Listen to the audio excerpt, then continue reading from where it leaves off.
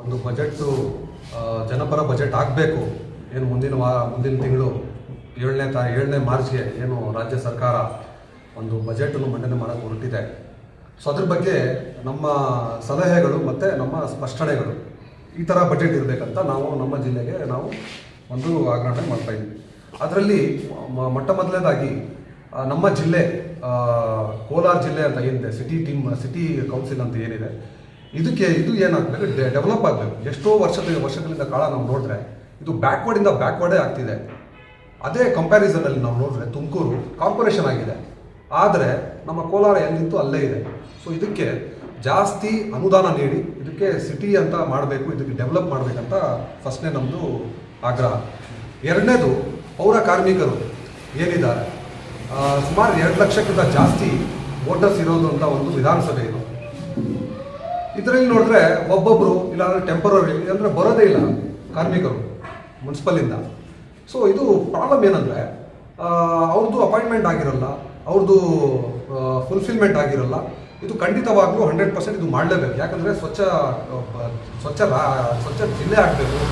ನಮ್ಮ ಕೋಲಾರ ಜಿಲ್ಲೆ ಮುಂದೆ ಹೋಗ್ಬೇಕಂದ್ರೆ ಇದು ಪೌರ ಕಾರ್ಮಿಕರದ್ದು ಏನಿದೆ, ಒಂದೊಂದು ವಾರ್ಡ್ಗೆ ಒಂದು 5 ಜನ ಒಂದು ಫುಲ್ಫಿಲ್ಮೆಂಟ್ ಆಗಿರಲಿ, ಒಂದು ವೇಕೆನ್ಸೀಸ್ ಆಗಿರಲಿ ಫಿಲ್ ಮಾಡಬೇಕಂತ ನಾವು ಆಗ್ರಹಣೆ ಮಾಡ್ತಾ ಇದ್ದೀವಿ. ಅಕ್ರಮ ಸಕ್ರಮ ಅಂತ ಏನಿತ್ತು ಯೋಜನೆ, ಆ ಯೋಜನೆಯನ್ನು ಕರೆಕ್ಟಾಗಿ ನಮ್ಮ ಜಿಲ್ಲೆಯಲ್ಲಿ ನಾವು ಇಂಪ್ಲಿಮೆಂಟ್ ಮಾಡಬೇಕಂತ ನಾವು ಇನ್ನೊಂದು ಆಗ್ರಹಣೆ ಮಾಡ್ತಾ ಇದ್ದೀವಿ. ಯಾಕಂದರೆ ಈಗ ನಮ್ಮ ಇದು ನಗರಸಭೆಗೆ ಇನ್ಕಮ್ ಇಲ್ಲ, ಟ್ಯಾಕ್ಸಸ್ ಬರ್ತಿಲ್ಲ.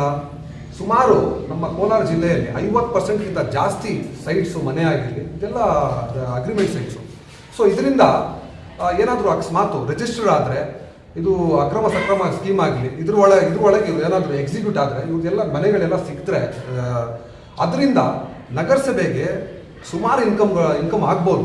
ಹೆಂಗಂದ್ರೆ ಒಂದೊಂದು ಮನೆಯಿಂದ ಟ್ಯಾಕ್ಸ್ ಏನಾದರೂ ತಲುಪಿದ್ರೆ ಇದಕ್ಕೆ ನಗರಸಭೆಗೆ ಎಷ್ಟಾಗ್ಬೋದು ಅಂತ ನಾವೇ ಕ್ಯಾಲ್ಕುಲೇಟ್ ಮಾಡ್ಕೊಳ್ಬೋದು. ಸೊ ಇದನ್ನು ಒಂದು ಪ್ರಾಸೆಸ್ ಏನಿದೆ, ಇವ್ರಿಗೆ ಒಂದು ಪರ್ಮನೆಂಟ್ ಹೌಸ್ ಥರ ಮತ್ತು ಒಂದು ರಿಜಿಸ್ಟರ್ ಹೌಸ್ ಥರ ಒಂದು ಅನುಕೂಲ ಮಾಡಿ ರಾಜ್ಯ ಸರ್ಕಾರದಿಂದ ಒಂದು ಮಂಡನೆ ಮಾಡಬೇಕಂತ ನಾವು ಕೇಳ್ಕೊಳ್ತಾ ಇದ್ವಿ.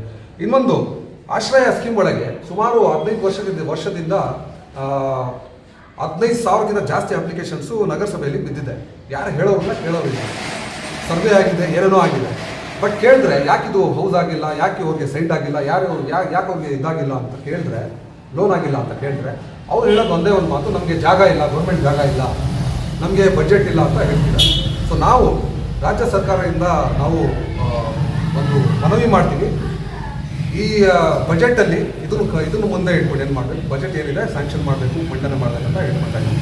ಮತ್ತು ಕಸಾಯಿಖಾನೆ, ಇಡೀ ಜಿಲ್ಲೆಯಲ್ಲಿ ಒಂದೇ ಒಂದು ಕಸಾಯಿಖಾನೆ ಇಲ್ಲ. ಇದರಿಂದ ತುಂಬ ಗಲೀಜು ವಾತಾವರಣನೇ ಎಲ್ಲ ಕೆಟ್ಟಾಗ್ತಿದೆ. ಸ್ವಚ್ಛತೆ ಇಲ್ಲ. ಸ್ವಚ್ಛತೆಯನ್ನು ಕಾಪಾಡಬೇಕಂತ ಒಂದು ಕಸಾಯಿಖಾನೆ ಬೇಕು. ಇದು ಗೌರ್ಮೆಂಟ್ದು ಏನಿದೆ ಒಂದು ರೆಸ್ಪಾನ್ಸಿಬಿಲಿಟಿ.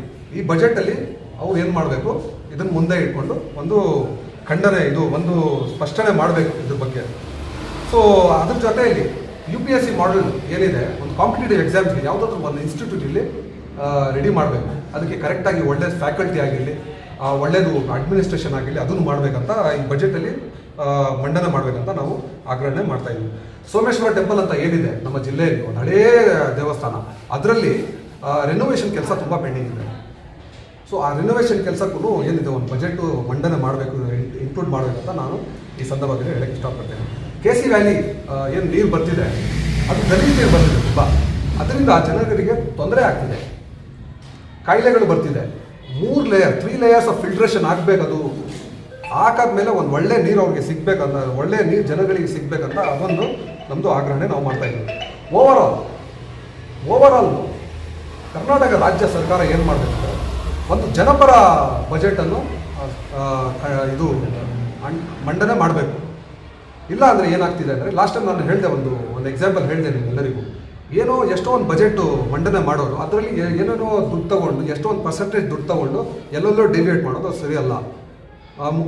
ಮುಖ್ಯವಾಗಿ ಮೈನಾರಿಟೀಸ್ಗೆ ಆಗಿರಲಿ, ಅಲ್ಪಸಂಖ್ಯಾತರಿಗಾಗಿರಲಿ, ದಲಿತರಿಗಾಗಿರಲಿ ಏನು ಬಜೆಟನ್ನು ಅವರು ಮಂಡನೆ ಮಾಡ್ತಾರೆ, ಆ ಮಂಡನೆ ಪ್ರಕಾರ ಅವ್ರ ಬಜೆಟ್ ಪರ್ಸೆಂಟೇಜ್ ಪ್ರಕಾರ ಕರೆಕ್ಟಾಗಿ ತಲುಪಬೇಕಂತ ನಾವೆಲ್ಲ social democratic party of India Kolar ವತಿಯಿಂದ ನಾವು ಆಗ್ರಹಣೆ ಮಾಡ್ತಾ ಇದ್ದೀವಿ.